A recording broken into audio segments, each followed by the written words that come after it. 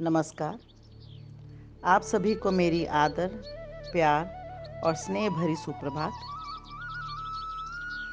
आज की प्रभाती में श्रीमद् भगवद गीता के तृतीय अध्याय कर्म योग के साथ मैं नेहा शर्मा आप सबके समक्ष उपस्थित हूँ। द्वितीय अध्याय सांख्य योग में इस प्रकार सांख्य की व्याख्या का उत्तर सुनकर कर्म योग नामक तृतीय अध्याय में अर्जुन ने इस विषय में और गहरा उतरने के लिए स्पष्ट प्रश्न किया कि सांख्य और योग इन दोनों मार्गों में से आप किसे अच्छा समझते हैं, और क्यों नहीं ये निश्चित कहते कि मैं इन दोनों में से किसे अपनाऊं। इस पर कृष्ण ने भी उतनी ही स्पष्टता से उत्तर दिया कि लोक में दो निष्ठाएं या जीवन दृष्टियां हैं। सांख्यवादियों के लिए ज्ञान योग है और कर्म मार्गियों के लिए कर्म योग है। यहाँ कोई व्यक्ति कर्म छोड़ ही नहीं सकता।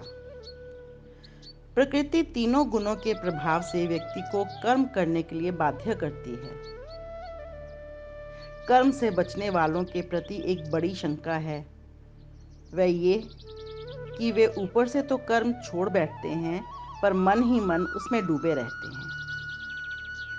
यह स्थिति असह्य है और इसे कृष्ण ने गीता में मिथ्याचार कहा है। मन में कर्मेंद्रियों को रोककर कर्म करना ही सरल मानवीय मार्ग है। कृष्ण ने चुनौती के रूप में यहाँ तक कह दिया कि कर्म के बिना तो खाने के लिए अन्न भी नहीं मिल सकता। फिर कृष्ण ने कर्म के विधान को चक्र के रूप में उपस्थित किया। न केवल सामाजिक धरातल पर भिन्न व्यक्तियों के कर्म चक्र अरों की तरह आपस में पिरोए हुए हैं, बल्कि पृथ्वी के मनुष्य और स्वर्ग के देवता दोनों का संबंध भी कर्म चक्र पर आश्रित है। प्रत्यक्ष है कि यहाँ मनुष्य कर्म करते हैं, कृषि करते हैं और दैवी शक्तियाँ वृष्टि का जल भेजती हैं। अन्न और पर्जन्य दोनों कर्म से उत्पन्न होते हैं, एक में मानवीय कर्म, दूसरे में दैवी कर्म। फिर कर्म के पक्ष में लोक संग्रह की युक्ति दी गई है, अर्थात कर्म के बिना समाज का ढांचा खड़ा नहीं रह सकता। जो लोक के नेता हैं, जनक जैसे ज्ञानी हैं, वे भी कर्म में प्रवृत्ति रखते हैं।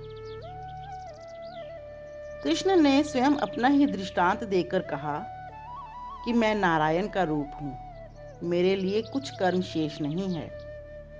फिर भी तंद्रा रहित होकर कर्म करता हूँ और अन्य लोग मेरे मार्ग पर चलते हैं। अंतर इतना ही है कि जो मूर्ख हैं वे लिप्त होकर कर्म करते रहते हैं, पर ज्ञानी असंग भाव से कर्म करता है। गीता में यही एक साभिप्राय शब्द बुद्धि भेद है, अर्थात जो साधारण समझ के लोग कर्म में लगे हैं उन्हें उस मार्ग से उखाड़ना उचित नहीं, क्योंकि वे ज्ञानवादी बन नहीं सकते, और यदि उनका कर्म भी छूट गया तो वे दोनों ओर से भटक गए। इस प्रकार हम देखते हैं कि तृतीय अध्याय कर्म योग में श्री कृष्ण अर्जुन को नित्य कर्म करने वाले की श्रेष्ठता, यज्ञादि कर्मों की आवश्यकता, अज्ञानी और ज्ञानी के लक्षण तथा काम के निरोध के विषय में ज्ञान देते हैं। जय श्री कृष्ण।